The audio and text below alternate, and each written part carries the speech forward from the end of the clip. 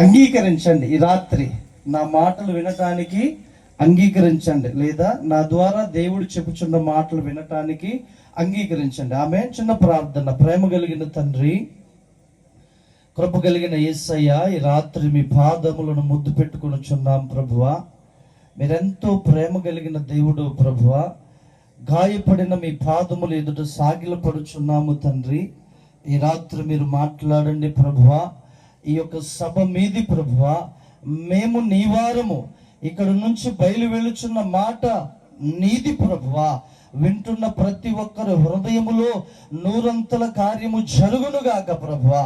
అది నేడైనను రేపైనను వాక్యం అనే విత్తనము వారి చెవి ద్వారా హృదయములో పడినప్పుడు అది ఫలిస్తున్నదని మేము నమ్ముచున్నాం ప్రభువా. కార్యం జరిగించమని యేసు ఘననామములో ఈ ప్రార్థన సమర్పిస్తున్నాను తండ్రి, ఆమేన్. ఆదికాండం 3వ అధ్యాయము 9వ వచనం కనుక చదివినట్లయితే, సరిగ్గా 8 గంటల 9 నిమిషాలు అవుతుంది. ఒక 30 minutesలో మరలా నేను ముగిచ్చేస్తా. మరియు దేవుడైన యెహోవా ఆదామును పిలిచి, నీవు ఎక్కడ ఉన్నావనెను. అందుకతడు, నేను తోటలో నీ స్వరము వినినప్పుడు దిగంబరిగా నుంటిని గనుక భయపడి దాగుకొంటినెను.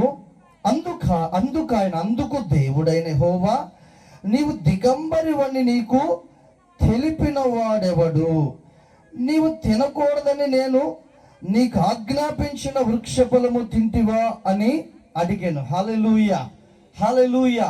ఇక్కడ దేవునికిని మొదటి వాడైన ఆదామునకిని జరుగుచున్న సంభాషణ ఏంటంటే, వారి మధ్యలో ఎప్పుడు దేవుడు చల్లబోటునే వచ్చేవాడు. ఆదాము దగ్గర ఒక ఏదైనా తోట ఉండేది, వనం ఉండేది. ఆ తోటలో ఆదాము తను జీవనం సాగిస్తూ ఉండేవాడు, దేవునితో మంచి సహవాసం చేస్తూ ఉండేవాడు. ఒక దినాన దేవుడైన యెహోవా, తండ్రి అయిన దేవుడు వచ్చాడు ఆ తోటలోకి. ఆదామా, ఆదామా అని పిలవగానే ఆదాం పలకట్లేదు, దాక్కున్నాడు, చెట్టు చాటును దాక్కున్నాడు. ఆదామా, ఆదామా అని పిలవగానే భయపడి దాక్కున్నాడంట.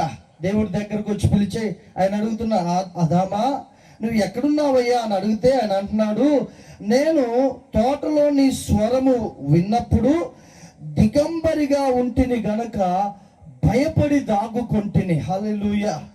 దేవునికి మానవునికి మధ్య ఉన్నటువంటి మంచి సంబంధం, రిలేషన్షిప్ ఇక్కడ కట్ అయిపోయింది, తెగిపోయింది.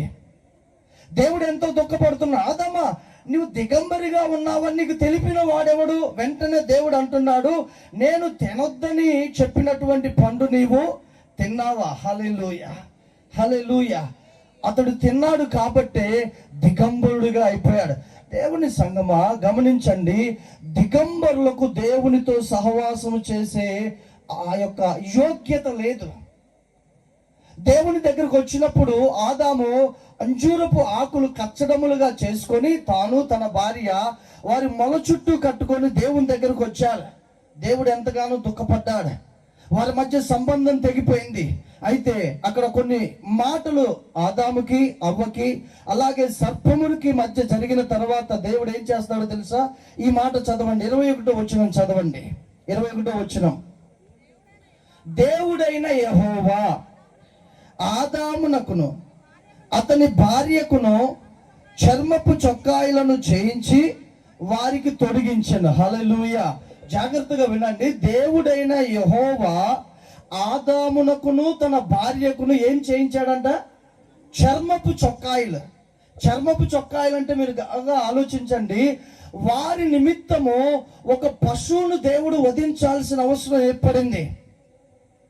వారికి వారి సిగ్గు కప్పటానికి, వారి మానము కప్పటానికి దేవుడు ఒక పశువుని వధించి దాని చర్మము తీసి ఆదామునకు అవ్వకి చుట్టాడు. అంటే వారు పాపము చేసిన తర్వాత జరిగిన 2 క్రియలు. ఒకటి ఏంటంటే వారు దేవుని నుంచి దూరం అయ్యారు. ఒకటి. రెండోది, వారు చేసిన పాపము నిమిత్తము ఒక జంతువు బలర్పించబడింది, లేదా అక్కడ రక్తము చిందించబడింది. ఇలా గనక మనం కొంచెం ముందుగా వచ్చినట్లయితే లేఖనములో ఒక మాట ఉంటుంది. హెబ్రీయులకు రాసినటువంటి పత్రికలో, హెబ్రీయులకు రాసిన పత్రిక 9వ అధ్యాయంలో ప్రభు ఇక్కడ అంటాడు 22వ వచనం, 9వ అధ్యాయం 22వ వచనం, మరియు ధర్మశాస్త్ర ప్రకారము సమస్త వస్తువులను రక్తము చేత శుద్ధి చేయబడిననియు రక్తము చిందింపకుండా పాప క్షమాపణ కలుగదనియు సామాన్యముగా చెప్పవచ్చు. హల్లెలూయా, హల్లెలూయా. ఎందుకంటే సామాన్యంగా మనుషులు చేసిన పాపమును పరిహరించుకొనుట కొరకు, మనుషులు చేసిన అతిక్రమములు శాపములు తొలగించుకొనుట కొరకు సామాన్యముగా రక్తం చిందిస్తారు. ఇజ్రాయెల్ దేశంలో యూదులు పాపము చేస్తే యెహోవా మందిరములోనికి ఒక గొర్రెపిల్లను తెచ్చేవారు, ఒక పొట్టేళ్లు తెచ్చేవారు. మరీ పీదలైతే ఒక పావురమును తెచ్చేవారు, ఒక గువ్వను తెచ్చేవారు. దేనికి తెలుసా?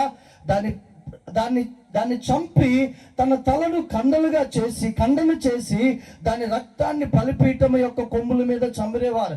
అప్పుడు వారి పాపమునకు క్షమాపణ దొరికినట్లుగా భావించేవారు. అదే విషయం కిందకి చూస్తే 10వ అధ్యాయం కనుక మీరు కింద చదవండి దయచేసి. 3వ వచనం, 10వ అధ్యాయం హెబ్రీ 10 3వ వచనం. అయితే బలులు అర్పించుట చేత ఏటేట పాపములు జ్ఞాపకమునకు వచ్చుచున్నవి. ఏలయనగా ఎడ్ల యొక్కయు మేకల యొక్కయు రక్తము పాపములను తీసివేయుట అసాధ్యం, ఇంపాసిబుల్ అండి.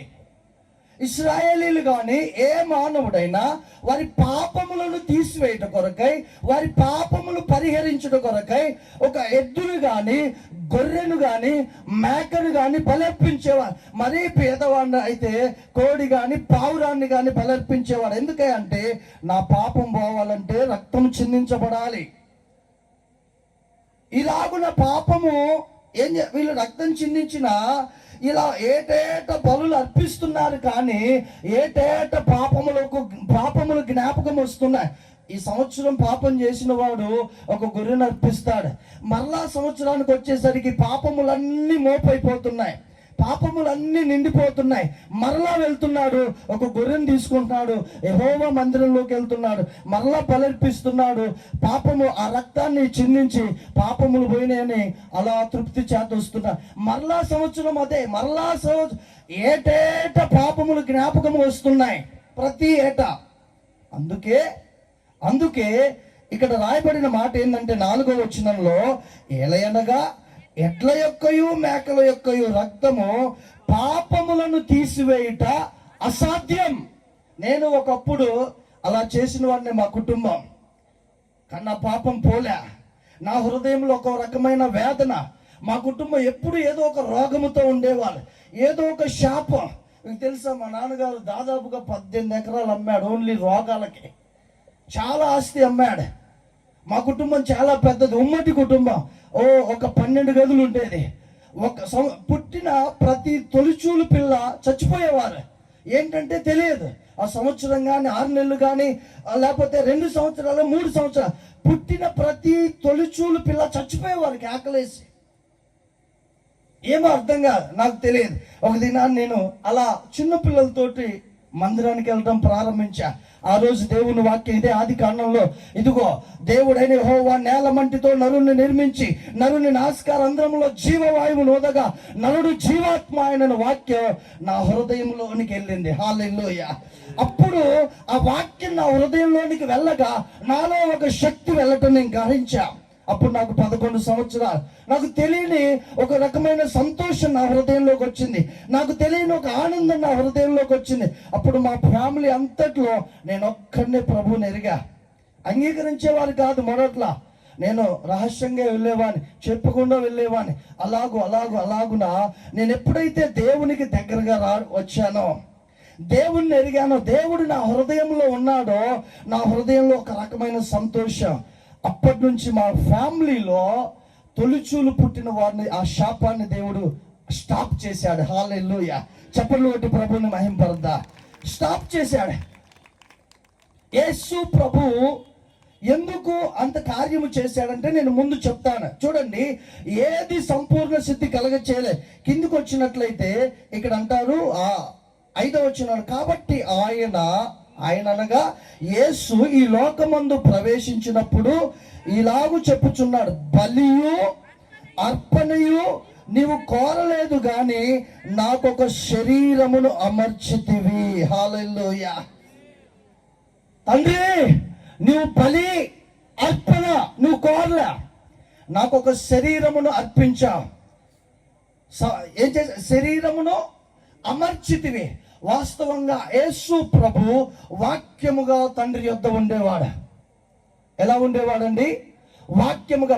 మీరు 40వ అధ్యాయంలో యెషయా గ్రంథంలో చూస్తే, నేను భూమి మీదకి నా నిమిత్తం ఎవరిని పంపుతున్నా అని పరలోకములో ఒక సభ జరిగినప్పుడు వాక్యం అన్నది, నేను వెళ్తాను తండ్రి అన్నది. అప్పుడు తండ్రి అయిన దేవుడు తన శరీరము ద్వారా ఆ వాక్యాన్ని నింపి, ఆ వాక్యానికి ఒక శరీరాన్ని అమర్చి, ఆ వాక్యమే కృపాసత్య సంపూర్ణుడిగా ఈ లోకానికి ప్రత్యక్షమైనాడు. హల్లెలూయా. ఆయనే ప్రభు అయిన యేసుక్రీస్తు ఎందుకు శరీరాన్ని అమర్చి ఈ లోకానికి వచ్చాడు? యేసు ప్రభు ఈ లోకానికి రావటానికి గల కారణాలు ఏంటో ఒక 3 చెప్పి నేను ముగించేస్తా. హల్లెలూయా. యేసు ప్రభు ఏమండి? ఆయన దేవాతి దేవుడై ఉండి, ఆయన నిత్యము మహిమపరచబడుతూ ఉన్నటువంటి దేవుడై ఉండి, ఆయన ఈ లోకానికి తన్ను తాను రిక్తుడిగా రావటానికి కారణం ఏంటి? ఇక్కడ ఏమంటున్నాడు? నీవు నాకొక శరీరమును అమర్చితివి అన్నాడు. యేసు ప్రభు ఏం చేశాడు తెలుసా? రోమీయులకు రాసిన పత్రిక 8వ అధ్యాయంలో అక్కడ రాయబడి ఉంటుంది ఒక మాట. రోమీయులకు రాసిన పత్రిక 8వ అధ్యాయము 4వ వచనం చదవండి. 3వ వచనం 4 కలిపి ఉంది. శరీరమును అనుసరింపక ఆత్మను అనుసరించి నడుచుకొను మనయందు ధర్మశాస్త్ర సంబంధమైన నీతి విధి నెరవేర్చబడవలెనని పాప పరిహారము నిమిత్తం, జాగ్రత్తగా వినండి, పాప పరిహారము నిమిత్తము దేవుడు తన సొంత కుమారుని పాప శరీరాకారముతో పంపి ఆయన శరీరమందు పాపమునకు శిక్ష విధించాడు. పాప శరీర ఆకారంతో పంపాడు, కానీ యేసే శరీరం పాపము కాదు. జాగ్రత్తగా వినండి. ఆయన జన్మ ఒక విశిష్టమైంది, ప్రత్యేకమైంది. యోసేపు మరియలు ఏకము కాకమునిపే పరిశుద్ధాత్మ ద్వారా పరిశుద్ధుడైన యేసుక్రీస్తు జన్మించాడు. యేసు ప్రభు ఈ లోకానికి రావటానికి గల కారణం 3 విషయాలు నేను చెప్తాను. ఇక్కడ ఏమన్నాడంటే, ఈ దేవుడు పాప పరిహారము నిమిత్తము దేవుడు తన సొంత కుమారుని పాప శరీరాకారముతో పంపి ఆయన శరీరమందు పాపమునకు శిక్ష విధించాడు. హల్లెలూయా. యేసు ప్రభు ఈ లోకానికి ఎందుకు వచ్చాడు? 1, పాపములను తీసివేయటానికి ఈ లోకానికి వచ్చాడు. హల్లెలూయా. ఎందుకు వచ్చాడండి ఈ లోకానికి యేసు ప్రభు? పాపములను తీసివేయటానికి వచ్చాడు. ఎవరి తరము కాదు. ఎట్ల ఎక్కువ, మేకల ఎక్కువ, కోడల ఎక్కువ రక్తము ఏ మనిషి పాపములు తీసివేయట అసాధ్యం. అందుకే యేసుక్రీస్తు ప్రభు శరీరధారిగా ఈ లోకానికి వచ్చి సమస్త మానవుల పాపమును ఆయన శరీరం మీద వేశాడు. హల్లెలూయా. ఒకసారి మత్తయి సువార్త 1వ అధ్యాయం 21వ వచనం చూడండి. మత్తయి సువార్త 1వ అధ్యాయము 21వ వచనం. ఆమె యొక్క కుమారుణ్ణి కనును తన ప్రజలను వారి పాపముల నుండి ఆయనే రక్షించును గనుక ఆయనకు యేసు అని పేరు పెట్టుదురు. హల్లెలూయా. యేసు అనగా రక్షకుడు అని అర్థం. క్రీస్తు అనగా అభిషిక్తుడు అని అర్థం. చూడండి, ఆమె ఒక కుమారుణ్ణి కనును. దేవదూత చెప్తుంది, గాబ్రియేలు ముందుగానే చెప్తున్నాడు. మరియ ఒక కుమారుణ్ణి కంట, ఆయన యేసు, ఆయనే తన ప్రజల పాపం నుంచి వారిని విడిపించును. హల్లెలూయా. యోహాను రాసిన 1వ పత్రిక 3వ అధ్యాయం 5వ వచనం చూడండి ఒకసారి. యోహాను రాసిన 1వ పత్రిక 3వ అధ్యాయం 5వ వచనం. పాపములను తీసివేయుటకై ఆయన ప్రత్యక్షమాయనని మీకు తెలియను. ఆయన యందు పాపమేది లేదు. పాపములను తీసివేటుకే. నా ప్రియ దేవుని సహోదరులారా, ఈ మాటలు వింటున్న నీవు ఇప్పుడైనా ఎప్పుడైనా మరి ఎప్పటికైనా నీవు నీ పాపము నుంచి విడిపించబడుట అనేది అసాధ్యం. ఎవరు వారి పాపముల నుంచి బయటికి రాలేరు. ఎందుకంటే పాపం అంత భయంకరమైంది, చాలా భయంకరమైంది. ఒక వ్యక్తి పాపములో ప్రయాణం చేసేటప్పుడు అపవాది సాతానుడు వారి రుచిని చూపిస్తాడు. పాపము యొక్క ఆనందాన్ని చూపిస్తాడు. పాపములో పూర్తిగా బానిసైపోయిన తర్వాత ఆ వ్యక్తిని నలగొట్టడం ప్రారంభిస్తాడు. ఏదైనా కొద్దిగాలోనే ప్రారంభమైంది. అది ఏ పాపమైనా కొద్దిగాలోనే ప్రారంభమైంది. ఆ వ్యక్తి వెళ్తూ వెళ్తూ వెళ్తూ చివరికి కుటుంబీకుల తల్లిదండ్రుల మాట కూడా వినని స్టేజ్కి వెళ్ళిపోతాడు. చివరికి తన మనసు చెప్పిన మాట కూడా వినని స్టేజ్కి వెళ్తాడు. కారణం పాపము ఆ వ్యక్తిని అంతగా బంధించింది. మరి ఎవరు విడిపించగలరు? ప్రభు వాక్యం ఇక్కడ సెలవిస్తుంది, పాపములను తీసివేయటకై యేసు ప్రభు ప్రత్యక్షమైనాడు. హల్లెలూయా, హల్లెలూయా. ఆయన ప్రత్యక్షమైనాడండి. యోహాను సువార్తలో రాయబడింది, వాడు దొంగ ఆది నుండి, వాడు నరహంతకుడు, వాడు దొంగతనం చేయటానికి వచ్చాడు. ఏంటి అపవాది గురించి దేవుడు ఎంత క్లియర్గా చెప్తున్నాడు. దేవుని సంగమా, మన హృదయములో ఉన్నటువంటి, మన జీవితములో ఉన్నటువంటి పాపం ఒక్కసారి యేసు ప్రభు సహాయమును గనక నువ్వు ఆర్జించినట్లయితే, యేసు ప్రభు యొక్క సహాయమును గనక నువ్వు వేడుకొనినట్లయితే, దేవుడు ఖచ్చితంగా నీ పాపము నుంచి నిన్ను బయటికి తీస్తాడు. హల్లెలూయా, హల్లెలూయా.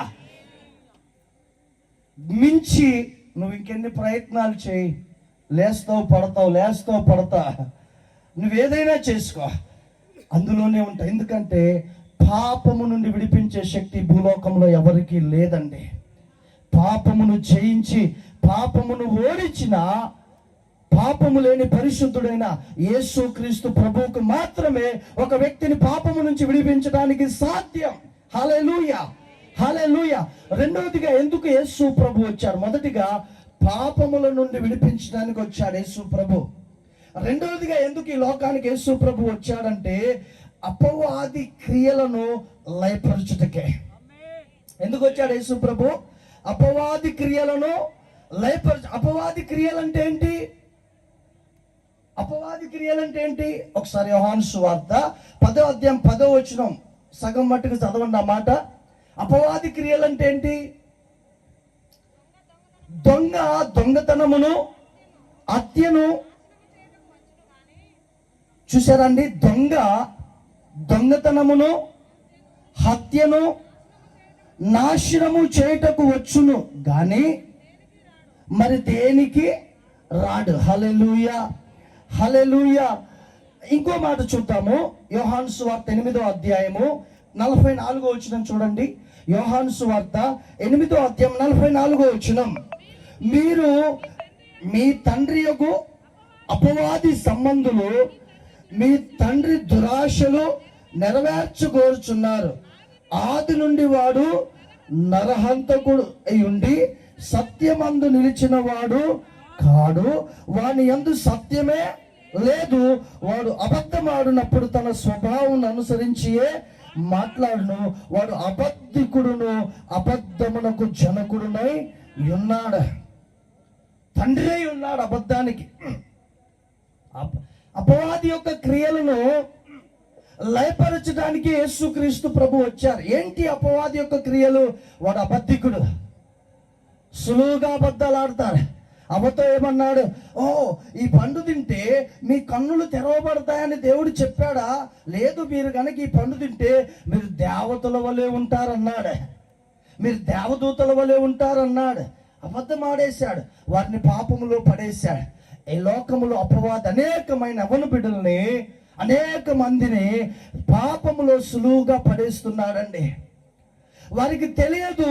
యేసు ప్రభు వారికి ఆ జ్ఞానం ఇచ్చినప్పుడే, అయ్యో నేను రాంగ్ వేలో ఉన్నాను, అయ్యో నేను మరొకరి అధికారంలో ఉన్నాను, నా జీవితం ఇది కాదు కానీ అప్పుడు వారి నేత్రాలు వెలిగించబడతాయి. హల్లెలూయా, అపవాది నరహంతకుడండి.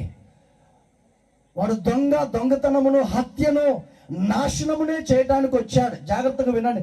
ఎన్ని కుటుంబాల్లో కలహాలు, హత్య, నాశనం, దీని అంతటి అప్పటికప్పుడే బాగుంటుంది కుటుంబం అంతా.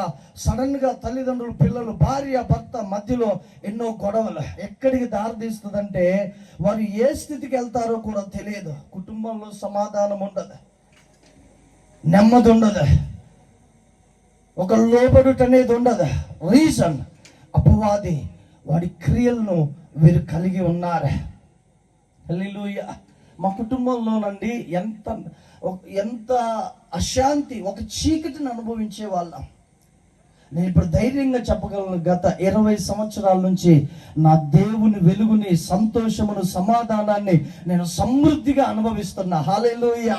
అది డబ్బు ఉంటే వచ్చే సంతోషం కాదు, అది వెండి ఉంటే వచ్చే సంతోషం కాదు, అది బంగారం ఉంటే వచ్చే సంతోషం కాదు. ఇది పరలోక సంతోషం. హల్లెలూయా. ఇది పరలోక ఆనందము. ఇది గనక మన హృదయంలో ఉంటే మనం ఎల్లప్పుడూ ధైర్యముగా, సంతోషముగా, నెమ్మదిగా ఉంటాం. హల్లెలూయా. అపవాది క్రియలు లయపరచడానికి యేసు ప్రభు లోకానికి వచ్చాడు. నా ప్రియ దేవుని సహోదరుడా, సహోదరి, ఒకవేళ ఎప్పుడైనా నిన్ను చంపుకోవాలని, ఆత్మహత్య చేసుకోవాలని నీకు ఆలోచన కలిగి ఉంటే, ఈ బ్రతుకు నాకొద్దు, ఈ జీవితం నాకొద్దు అనే ఒక తలంపు నీకు గనక వచ్చింది అని అంటే అది ఖచ్చితముగా అపవాది పుట్టించిందే. No doubt. అంటే నువ్వు సరిగ్గా దెయ్యానికి, అపవాదికి, సాతానుకు అందుబాటులో ఉన్నావని అర్థం. అయితే నా ప్రభు అయిన యేసుక్రీస్తు నీ హృదయాన్ని గనక ఆయన వైపు తెరిస్తే ఆయన నిన్ను తప్పకుండా అపవాది యొక్క బంధకాల నుంచి దేవుడు నిన్ను విడిపిస్తాడు. హల్లెలూయా, హల్లెలూయా. మొదటిగా పాపములను తీసివేయటానికి నా యేసయ్య లోకానికి వచ్చాడు. రెండోదిగా అపవాది, సాతానుడు క్రియలు లయపరచడానికి ఈ లోకానికి వచ్చాడు. మూడోదిగా ఎందుకు యేసు ప్రభు ఈ లోకానికి వచ్చారంటే మానవునికి మధ్య సంధి కూర్చటానికి. ఏమండి, ఎన్ని భేదాలు, ఒక ఊరికి మరొక ఊరికి, ఒక కుటుంబానికి మరొక కుటుంబానికి ఎన్ని భేదములు, కుల భేదములు, మత భేదములు, రకరకాలైన భేదములు, రంగు భేదములు, జాతి భేదములు. ఏమండి, ఒక వ్యక్తిని తక్కువగా, చిన్న చూపు చోట ఈ వ్యక్తి మనిషే, ఆ వ్యక్తి మనిషే, కానీ చూసే విధానము చాలా డిఫరెంట్. వాడు నాకు సమానుడు కాదు, వాడు చాలా తక్కువ, చాలా హీనం. దీని నుంచి మానవుణ్ణి విడిపించడానికి యేసు ప్రభు ఈ లోకానికి వచ్చి, అలాగే తండ్రితో మానవుడు కోల్పోయిన ఈ సంబంధాన్ని తిరిగి పునర్నిర్మించడానికి యేసు ప్రభు వచ్చాడు. హల్లెలూయా. సిలువ ఎంతమందికి తెలుసండి? ప్రతి ఒక్కరికి తెలుసు సిలువ. ఒకటేమో నిలువు కర్ర, రెండోది అడ్డకర్ర. చెప్పండి, ఒకటి నిలువు కర్ర, ఇంకోటేమో అడ్డకర్ర.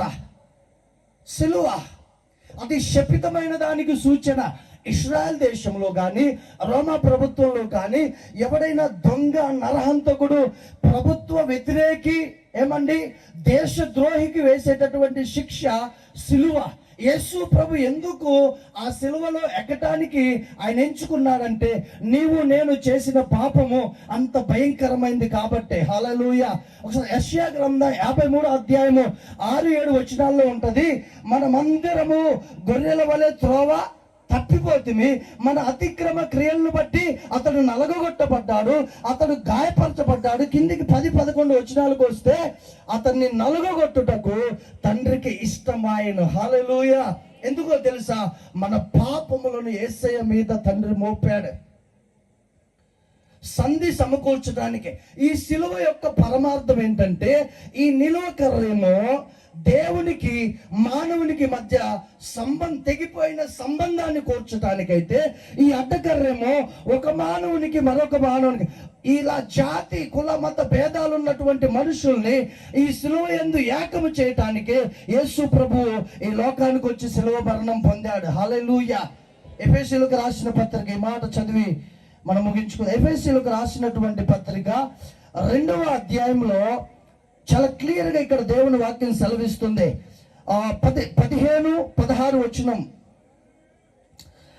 2వ అధ్యాయం ఎఫెసీయులకు రాసిన పత్రిక 15-16. ఇట్లు సంధి చేయుచు ఈ ఇద్దరిని తన యందు ఒక నూతన పురుషునిగా సృష్టించి తన శిలువ వలన ఈ ద్వేషమును సంహరించి. చూశారండి, దేని వలన సంహరించాడు ఈ ద్వేషాన్ని?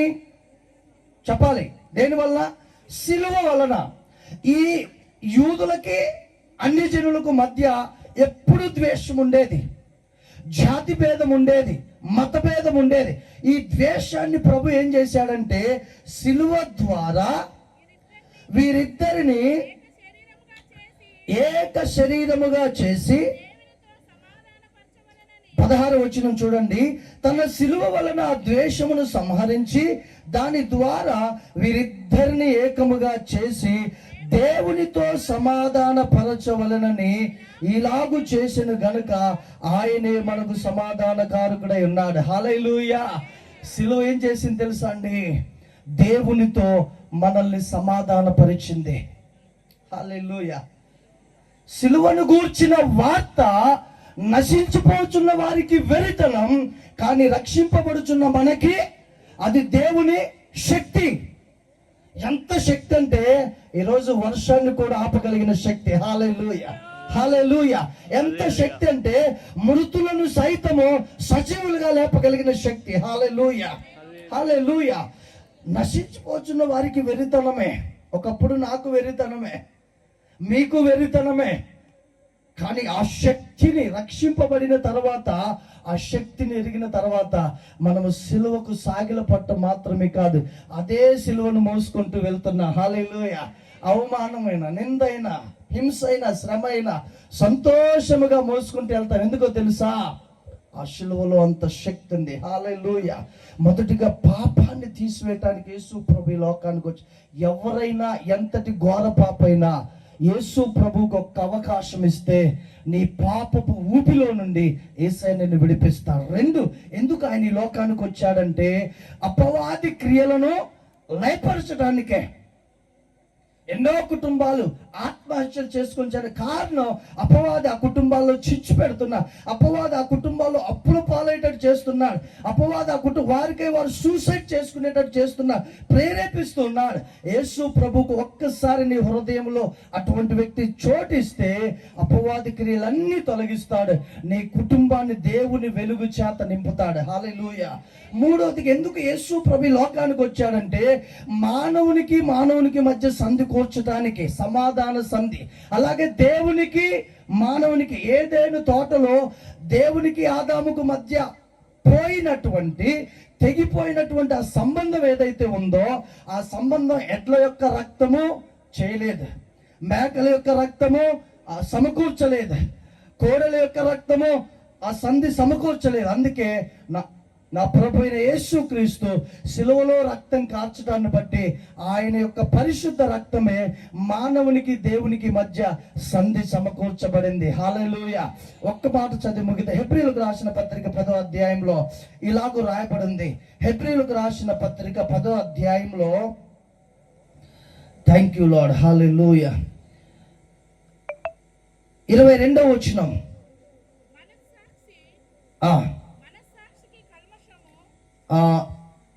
19-20 వచనాలు చదువుతారమ్మా. యేసు మన కొరకు ప్రతిష్ఠించిన మార్గమున, అనగా నూతనమైనదియు జీవము గలదియు ఆయన శరీరమును తెన ద్వారా ఏర్పరచబడినదియునైన మార్గమున ఆయన రక్తము వలన పరిశుద్ధ స్థలమునందు ప్రవేశించుటకు మనకు ధైర్యము కలిగి ఉన్నది గనుక హల్లెలూయా, దేవుని దగ్గరికి యేసు రక్తం మనల్ని చేర్చిందండి. ఒకప్పుడు దూరంగా ఉండేవారు, ఒకప్పుడు చాలా దూరంగా ఉండేవారు. యేసయ్య ఎప్పుడైతే రక్తం కార్చాడో ఆయనతో ముఖాముఖి అనుభవం కలగడానికి తండ్రి అనుమతించాడు. హల్లెలూయా, హల్లెలూయా. అందరూ లేచి నిలబడదాం, చిన్న ప్రార్థన చేసుకుందాం. Thank you father.